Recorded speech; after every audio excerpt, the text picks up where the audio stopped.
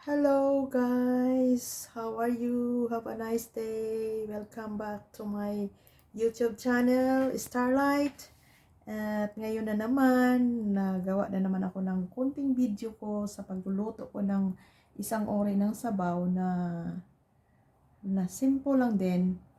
At ito ay yung, alam nyo yung, ano ba yung buntot ng baka? Oxtail. Ito yung gagawin ko ngayong soup. At saka haluan siya ng carrot at saka red. Sabi nga nila red carrot and green carrot. But paano ito maging red na orange naman talaga yung kulay nito? Ito itawag nila red. But anyways, this is carrot.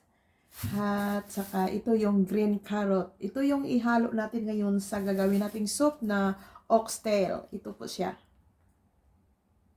Hugasan at ibabad siya ng malamig na tubig muna. At saka, ito yung mga halo natin. Kita ko sa inyo. Ang mga sangkap niya, ayan. Nakababad na siya. Pero ito naman ay yung steam ng mushroom, dried mushroom. At ito naman ang, hindi ko alam kung anong pangalan nito. Basta, ito lang yung panghalo nila ng soup. Makikita sa mga Chinese kasi, yun ang mga anik-anik nila na ilagay dyan sa soup. At saka ito. Yan ang ihalo nila. Instead na sa atin ay mga kamatis, luya. Pero lagyan ko pa rin siya ng luya para maging maanghang-anghang din. So, ang gagawin natin ngayon ay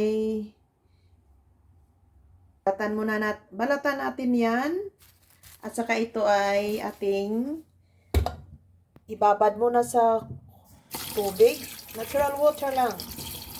At mamaya, bago siya ilagay sa soup, kailangan siyang pakuluan muna sa mainit na tubig. Yan. At actually, nababad ko na siya. At saka ngayon,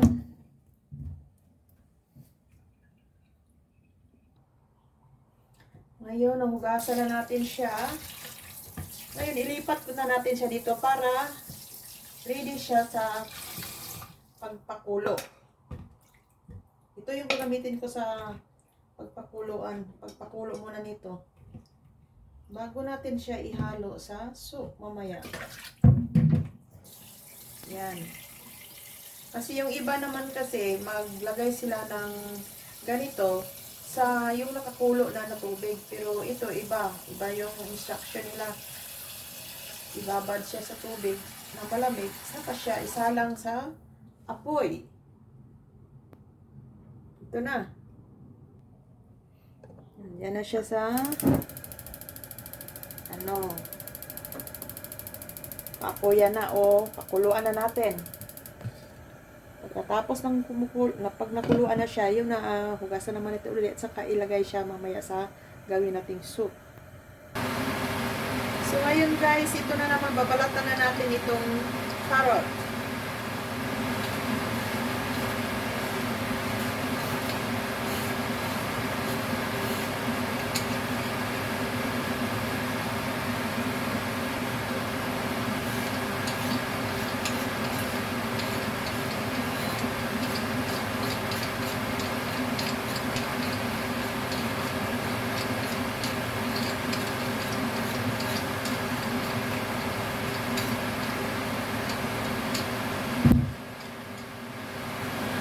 Itong green na naman, green carrot, babalatan din natin.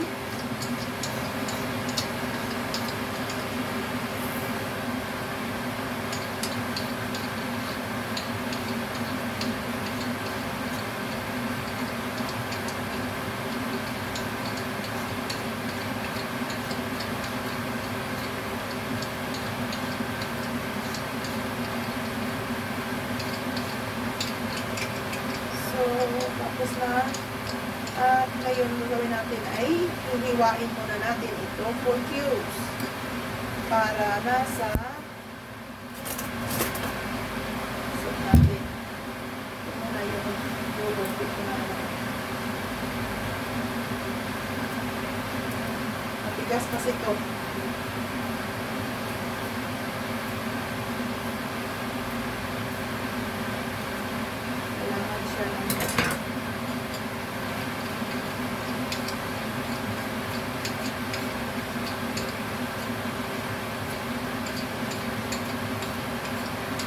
Sorry lang ha, maingay yung ano ko, exhaust fan. Kailangan kasi ng exhaust fan. Okay. Ito ready na, 4 cubes. At ngayon, yung pinakulo nating oxtail ay nandyan na, nakakulo na. Kumukulo na. Yan.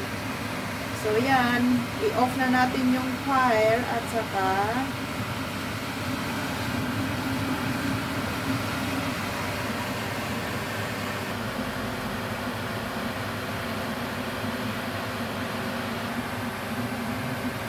ito na po yung napakuluan nating oxtail.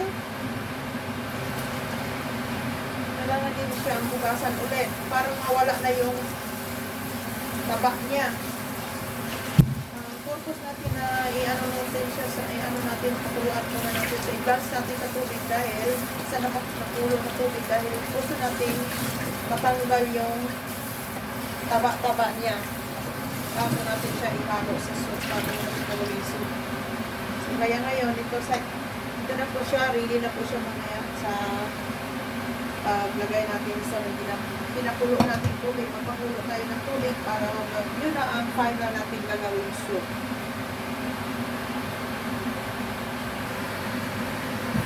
Hugasan na natin yung carrots.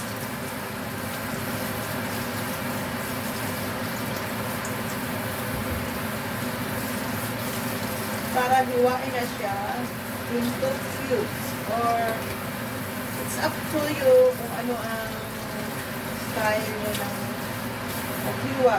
Pero yung sa akin, nagawin ko siya ganyan. Parang diagonal.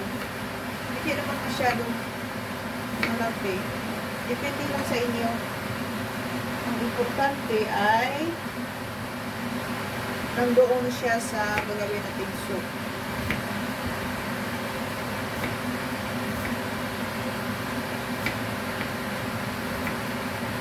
Set aside lang natin para natin siya ready na. Ito yung carrot, orange carrot, not red carrot, pero sa kanila tawag nila dito ay red carrot, whatever.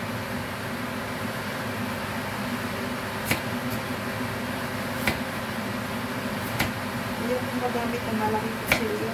Ito lang yung gusto mo gamitin. Yes.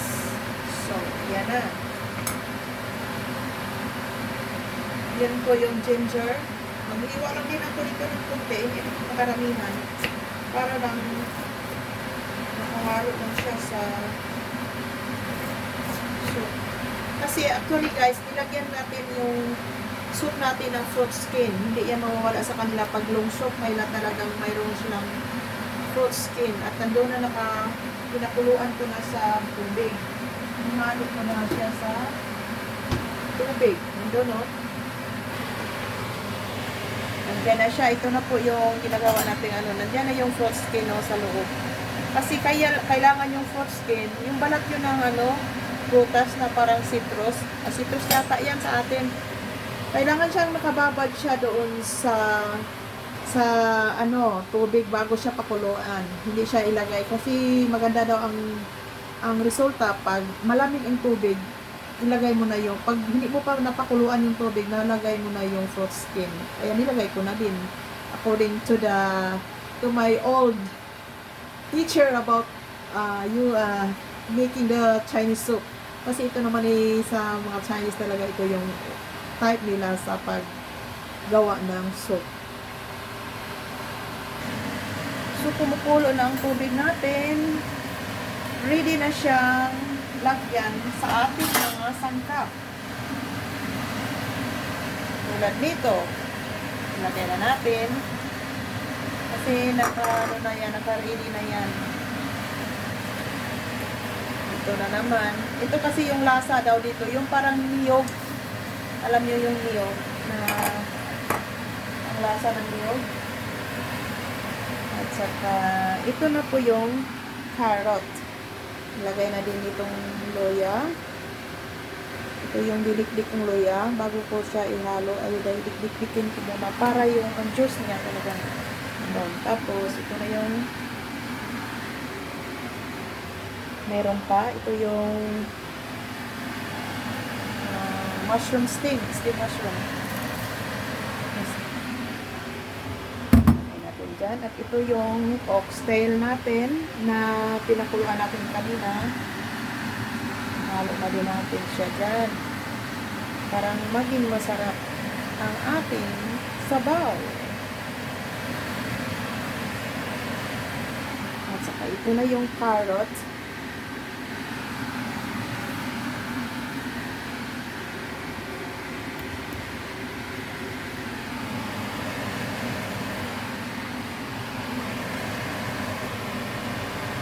So, yan na. Lahat ng donut ang mga ingredients natin.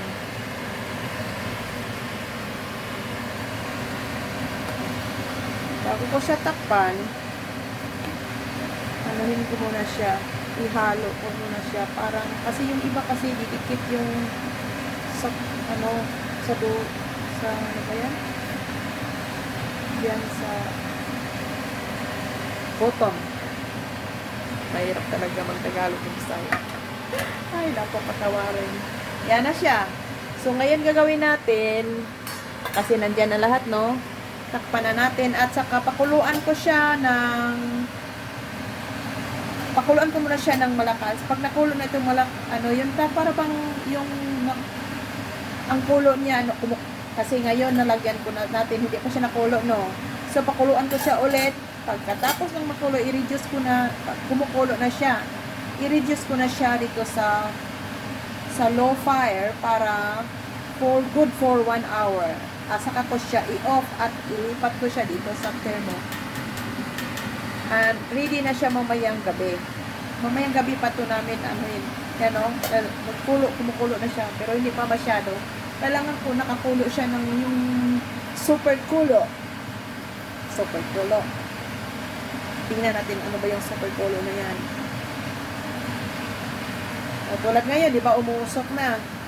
So, ang ibig sabihin niya, nakakulo siya talaga. Ganyan. So, ditakpan ko na siya ulit at yun na, doon ako na mag-start ng bilang ng oras. Timer. 1 hour.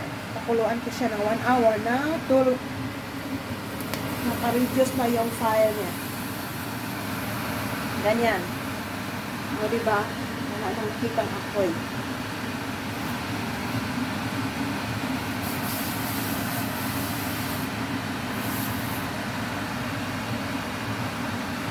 O, diba? Kumukulo siya pero hindi na masyado. Good for 1 hour only itong soup na to. Tapos, ilagay ko siya dito. After that, mamayang gabi sa dinner namin, bago na naman natin ito i-serve sa lamisa, sa pagkainan, pakuluan ko naman siya ulit. Like for 30 minutes.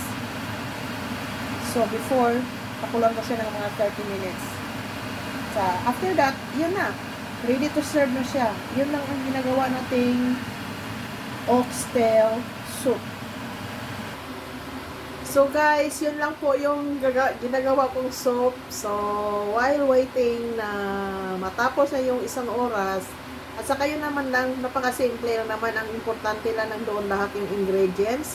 Ang ginagawa nating soup ngayon ay isang oxtail soup na mayroong green and red carrot, brown dates, mga preservatives na mga buto-buto, yun na, at saka mayroon pa yung, alam niyo yung gamot na, yung lasa daw ng gamot na yun ay parang niyog, parang juice ng niyog. So, at saka nilagyan natin ng loya, fruit skin, at may pearl almond siya. Nandun yung kasali doon sa kaninang ilagay sa maliit na bowl. So, yun lang guys. After that, after 1 hour, patayin ko na, i-off ko na yung apoy at ilipat ko na yung soup natin doon sa thermo. At after that, before we eat tonight or we drink or we have our dinner tonight, pakuluan ko naman siya ng 30 minutes before we serve it into the cable. So, yun lang guys ang ating kunting video ngayon at maraming salamat sa inyo ulit at maraming salamat ulit sa lagi nyong pagsubaybay sa kunti kong video kahit hindi naman kaano kagandahan at kaano yung content. Basta lang ang importante na enjoy kayo, yun lang ang importante at maraming salamat sa inyong pagsusuporta, pag-subscribe. Kung hindi pa nakasubscribe, paki-subscribe lang po para malaki na din tulong sa akin. Thank you, God bless, and have a nice day to everyone. Starlight Channel, don't forget.